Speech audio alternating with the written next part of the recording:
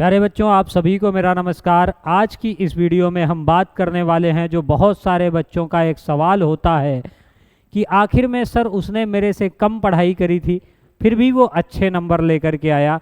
मतलब मैंने कई सालों में पढ़ाते हुए ये अनुभव किया और बहुत सारे बच्चे जैसे ही रिजल्ट आता है वैसे ही ये सवाल पूछना शुरू करते हैं और फिर उनको ये लगता है कि उसके पास जो दिमाग है उसको वो ज़्यादा होगा, इसलिए वो कम दिन पढ़ करके भी ज़्यादा नंबर लेकर के आता है। तो ऐसा नहीं है, आप बिल्कुल गलत हैं। यहाँ पर सारा का सारा खेल जो है कि एक बच्चा महीनों महीनों तक लगातार पढ़ाई करता है, साल भर लगातार पढ़ता है, लेकिन फिर भी एग्जाम के अंदर कम नंबर लेकर के आता है। लेकिन एक बच्चा है जो कुछ घंटे पढ़ता है और एग्जाम के अंदर बेहतर करके आता है, अच्छे मार्क्स लेकर के आता है।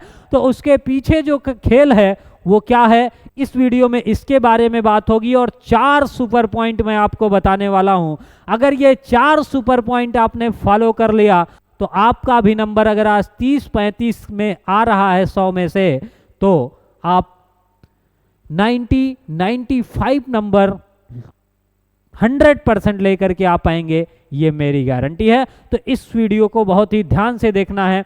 तो देखिएगा, सबसे बड़ा खेल यहाँ पर किसका है, तो आपके माइंड सेट का है। मतलब अगर आपने देखा होगा कि आप दो लोगों को अच्छी तरीके से जानते हैं। पहला है एक कुत्ता जिसको आप जानते हैं, दूसरा एक शेर है जिसको भी आप जानते हैं। मतलब दोनों से आप परिचित हैं। अब अगर आपके पास एक ध्यान से सुनना, कहानी बहुत ही ध्यान से सुननी है कि अब अगर आप एक मांस का टुकड़ा लेकर के थैली में जा रहे हैं और आपको कुत्ता मिलता है, जब आपको कुत्ता मिलता है तो आपने क्या करा, उस कुत्ते को मांस का एक टुकड़ा इधर की तरफ फेंका। वो कुत्ता क्या करता है, उधर की तरफ भाग करके जाता है और मांस के टुकड़े को उड़ा ले, फिर पूंछ हिलाएगा और आपकी तरफ देखेगा और फिर आप इधर की तरफ अब की बार मांस का टुकड़ा फेंकते हैं तो वो इधर की तरफ चला जाएगा।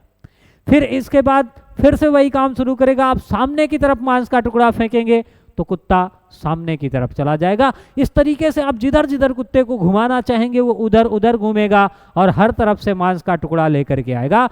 लेकिन अगर वहीं पर आपके सामने शेर हो और अब भी वही मांस की थैली हो आपके सामने और एक मांस का टुकड़ा आप उधर की तरफ फेंकें तो शेर उधर नहीं जाएगा, वो आपकी तरफ फेंकेगा। दूसरा टुकड़ा आप इधर की तरफ फेंकें तो भी शेर उधर की तरफ नहीं जाएगा, आपकी तरफ देखेगा, क्योंकि शेर के लिए आप किसी मांस के टुकड़े से अधिक नहीं हो। मतलब उस शेर का जो माइंड सेट है, जो पर्पज है, जो गोल है, वो बिल्कुल फुली फोकस्ड है, पूरी तरीके से क्लियर है। वो माइंड सेट की बदौलत वो अपने लक्ष्य से कभी भी डिस्ट्रैक्ट नहीं होता है, इसलिए वो कम इफर्ट करता है फिर भी बेहतर आउटपुट लेकर के आता है। तो अगर आप भी अच्छा नंबर लेकर के आना चाहते हैं, टॉपर बनना चाहते हैं, तो आपको भी ये माइंड सेट लेकर के आना पड़ेगा। और वो माइंड सेट कौन सा होना चाहिए आपके पास, तो लाइन वाला माइंड सेट होना चाहिए। जब तक आपका ये माइंड सेट चेंज नहीं होगा तब तक आप बेहतर मार्क्स नहीं लेकर के आएंगे। तो अगर आज आप इस डाग वाले माइंड सेट पर बैठे हुए हैं तो आपको कहाँ पर आना पड़ेगा, लाइन वाले माइंड सेट पे आना पड़ेगा। वो बच्चा 4 घंटे पढ़ करके इसीलिए ज़्यादा नंबर लेकर के आता है, क्योंकि जब वो 4 घंटे की पढ़ाई करता है तो उसको लगता है कि मैंने आज तक तो पढ़ा नहीं था, तो आज जब मैं शुरू कर रहा हूं तो ढंग से पढ़ूंगा, और पूरा फुली फोकस्ड होकर के पढ़ता है। और जब वो फुली फोकस्ड होकर के उस काम को करता है, पढ़ता है, तो 100% आउटपुट लेकर के आता है। अब मान लीजिए बहुत सारे लोग हैं जो इस वीडियो को देख करके अपना माइंड सेट बदलेंगे। तो क्या करते हैं लोग, बच्चे सबसे पहले, हाँ ठीक है, आज से मैं लाइन माइंड सेट के साथ जीऊंगा और सबसे पहला काम टाइम टेबल बनाने का करते हैं, जो कि सरासर गलत है। अब देखिएगा, टाइम टेबल अगर आप बनाते हैं तो क्या होता है कि आप टाइम टेबल को बनाते हैं और इस मोटिवेशन के कारण आप अच्छा खासा टाइम टेबल बनाते हैं और फिर वो रूटीन फॉलो नहीं होता, आप फिर डिस्ट्रैक्ट हो जाते हैं, लाइन माइंडसेट से डार्क माइंडसेट में फिर से आ जाते हैं।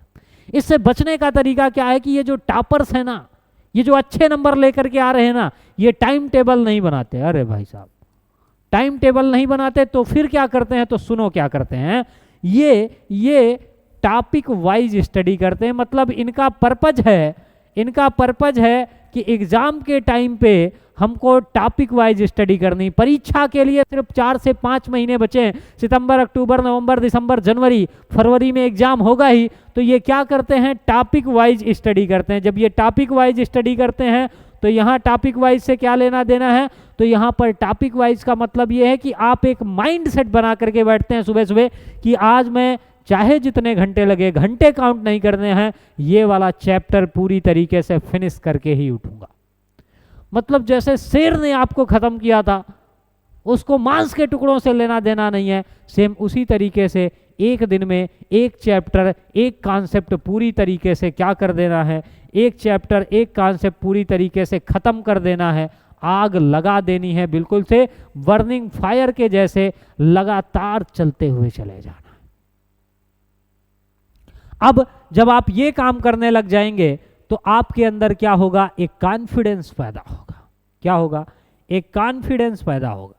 और ये कॉन्फिडेंस आपको एग्जाम के अंदर जब बैठाता है तो जो आपके पास भूलने वाली समस्या थी ना, जो पेपर देख करके आप डर जाते हैं ना, कई बार बच्चे ये बोलते हैं सर मुझको आता तो था लेकिन पता नहीं जैसे ही मैंने पेपर देखा मेरे दिमाग से सारी बातें निकल गई, कुछ याद ही नहीं आ रहा था। तो अगर आप इस वाले माइंडसेट के साथ काम करेंगे तो आपका दिमाग भी जागृत अवस्था में रहेगा, क्योंकि उसने फोकस्ड होकर के पढ़ाई करी है। तो वो कॉन्फिडेंस आपको दिलाएगा कि तुमने ये चीज़ पढ़ करके रखी है, एक बार कोशिश तो करो, 100% इसको कर पाओगे तो आप अच्छी तरीके से उसको ख़त्म कर पाओगे।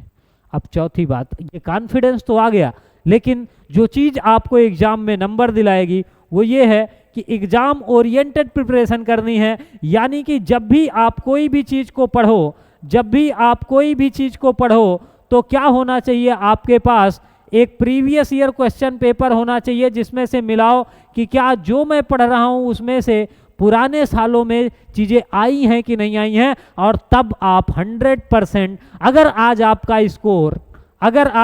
स्कोर 30 से 35 आ रहा है तो आप मात्र कुछ दिनों की मेहनत के अंदर 95 to 100 मार्क्स लेकर के आएंगे। ये मेरी 100% की गारंटी है। बस आपको क्या करना है, ये 4 काम फॉलो करने हैं, और ये 4 काम आपने फॉलो कर लिए तो 4 से 5 महीने के अंदर वो बदलाव आपके अंदर देखने के लिए मिलेगा कि आपने जो बदलाव जीवन के अंदर नहीं देखा होगा। और बहुत सारे उदाहरण मैं आपको दे सकता हूं। अभी रिसेंटली एक बच्चा जो 10वीं में फेल हो गया था, इस बार उसने यूपी बोर्ड में 10वां स्थान बोर्ड के अंदर प्राप्त किया, मतलब बोर्ड टॉपर बना है हमारे यहां से पढ़ करके। अगर वो कर सकता है तो आप भी कर सकते हैं, इसमें कोई दो राय वाली बात नहीं है।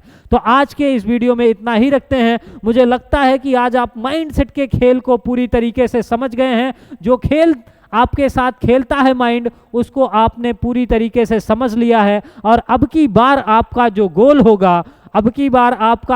होगा, जो खेल आप खेल रहे हैं, इसमें आप अच्छी तरीके से पढ़ाई करेंगे और टॉपर में अपना एक नाम दर्ज करवा करके ही मानेंगे। ये मेरी आपको शुभकामनाएं हैं। आज के इस वीडियो में इतना ही रखते हैं, मिलेंगे अगली वीडियो में, तब तक के लिए धन्यवाद। Happy learning.